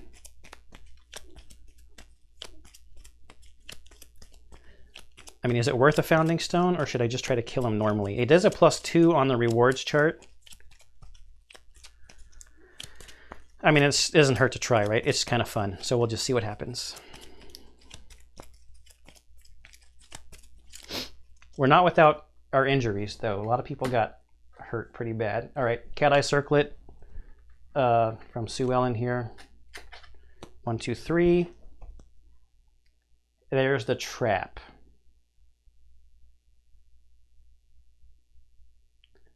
The Butcher is knocked down. All survivors gain +1 courage. That's kind of cool. Maybe we'll put that one on top. I feel like there was a card earlier where I should have got courage, but maybe not. Okay, I'm going to have Mr. Peterman go next. Move 3 with his pounce. Gives him a +1 accuracy. So he's got 2 speed with his guitars. +1 accuracy with the pounce. +1 for the blind spot. So this is 2 speed, 5+. And I rolled double 2s. All right, I do not want to get 3 hits. So Uncle Leo's going to attack from the front. 2 speed, 6+. Missed. Uh-oh. I'm going to surge because this is almost over. See if I get my survival back. I do. 2 speed, 6+. Okay, we got a 6. So our first one here is we would all get +1 courage. I rolled a 4. Is that going to be enough? I don't think so. I think that's 1 off. I have 4 strength. Nope, it's not enough. That's a bummer. Perform basic action on a failure. So targeting him, a 2 and an 8 is going to be 1 hit. To his arms, he still has armor, but he's going to gain a bleeding token. He's down to 0 armor now and 2 bleeding tokens. So here's my problem. The trap is the second card. She's got +1 speed. She's the only one who hasn't gone yet.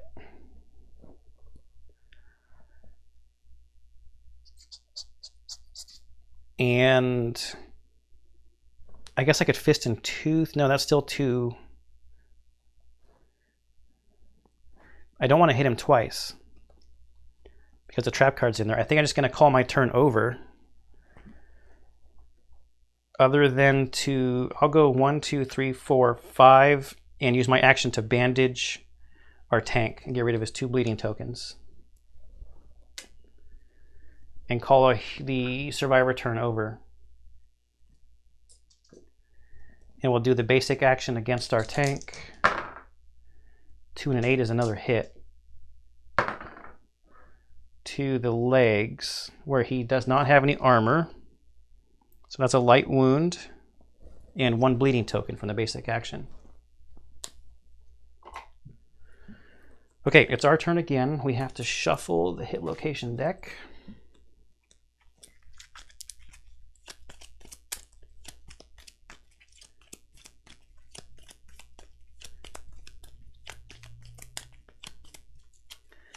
And now I probably just have Babs go to the blind spot, depending upon what these 3 cards are, with her extra speed and extra strength from Frenzy.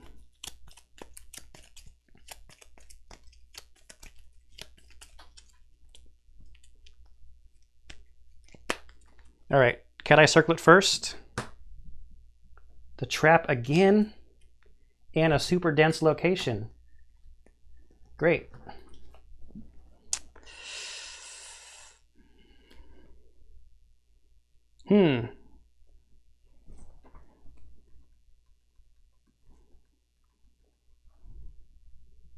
So I drew a super dense location to trap and Furious Bellow that has a reflex on it. Well, super dense can still be wounded, right? So I guess I'll just attack with people that can only hit with 2 speed. I'll go with the Qatar. 2 speed, 6+ in the blind spot is 2 hits. Okay, so we got the super dense and a spot with a reflex. The Qatars are not frail. So let's see if we wound. What do we need here? With the Qatars and our inherent strength, we're looking at 5+, and I got a 9. Oh, and it's deadly, but there's no whatchamacallit, critical on there. Okay, couldn't line up the death blow, but whatever. The butcher's dead. We didn't lose anybody, but we got some people that are pretty hurt. So let's get the book out. So much stuff was going on. I'm sure I missed some things. But, you know, that was hard and fun at the same time. Showdown Butcher. Aftermath. Victory. The Butcher is an inspiration. Any victorious survivor may immediately select axe weapon proficiency, regardless of age milestones. Everybody's going to get 1 hunt XP.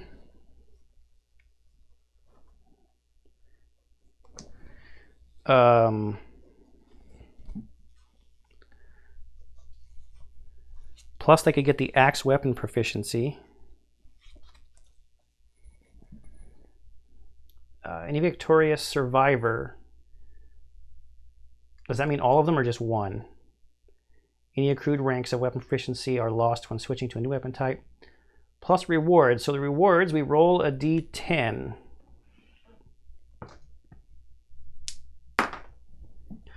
I got a 2. The Butcher vanishes in a flash of blinding light.